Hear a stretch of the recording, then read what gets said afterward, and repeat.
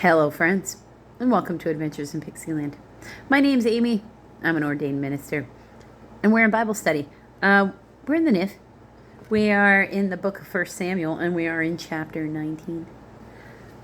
Saul tries to kill David since war doesn't seem to be doing it.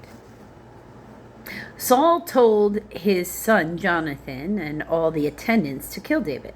But Jonathan was very fond of David and warned him, "My father Saul is looking for a chance to kill you. Be on your guard tomorrow morning.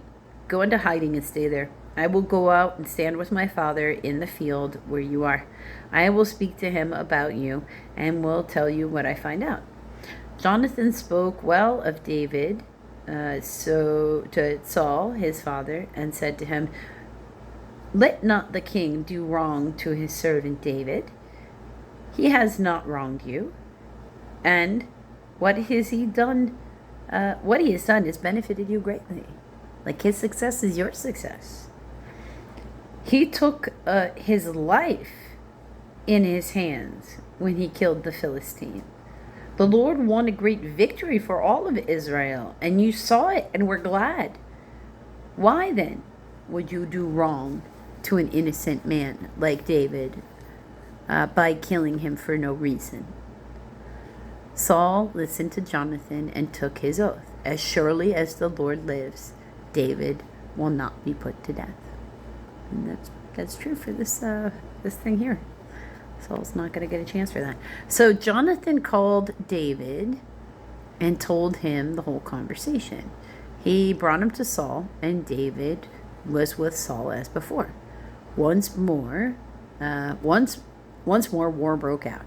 A lot of that in this time period and all over the world. And David went out and fought the Philistines. He struck them down with such force that they fled before him. But an evil spirit from the Lord came upon Saul as he was sitting in his house with the spear in his hand, while David was playing the harp. Saul tried to pin him to the wall with his spear, but David eluded him as Saul drove the spear into the wall. That night, David made good his escape, because what else can he do? Because it's either let the king kill him, kill the king, or remove yourself from the situation. So he's choosing remove yourself, because the other two, not really an option. Remember, he wants to serve Saul and be a loyal soldier. He's not actually trying to do anything other than be a loyal soldier.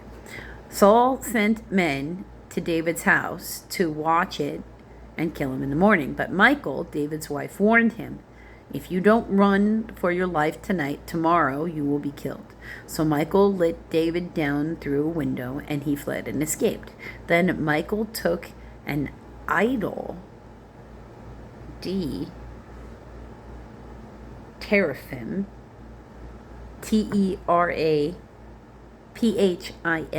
teraphim, and laid it on the bed, covering it with a garment and putting some goat's hair on its head, so making it look like it could be David. When Saul sent men to capture David, Michal said he is ill. Then Saul sent the men back to see David and told them, bring him up to me in his bed so that I may kill him." But when the men entered, there was an idol in the bed, and at the head was some goat's hair. Saul said to Michal, "Why did you deceive me like this and send my enemy away so that he escaped?" Michal told him, "He said to me, 'Let me get away. Why should I kill you?'" When David had fled and made his escape, he went to Samuel at Ramah and told him all that Saul had done to him. Then he and Samuel went to Naioth, Naioth,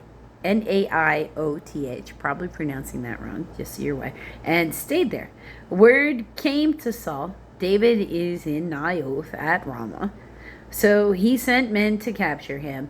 But when they saw a group of prophets prophesying, with Samuel standing there as their leader, the Spirit of God came upon Saul's men. So they also prophesied. Isn't that kind of amazing?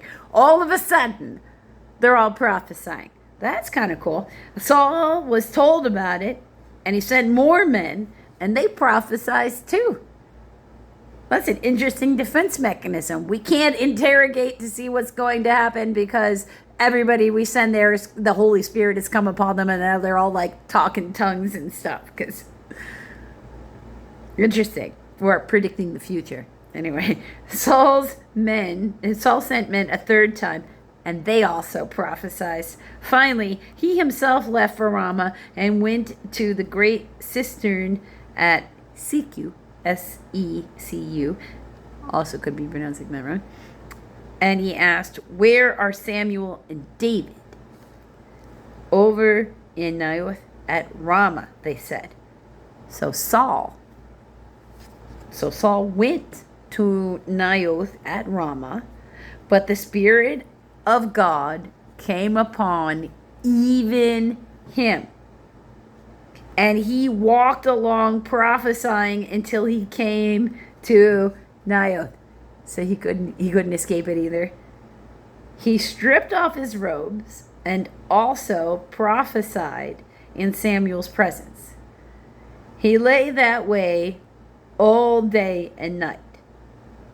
This is why people say, is Saul also among the prophets? So next one question. Is Saul also among the prophets? Oh, how beautiful. That's how it ends too. So, is Saul among the prophets? What's your take? I mean, he was prophesying. Does it stay with them? How long do they have to be prophesying to be considered a prophet? Do any count? Like, what are we talking about here?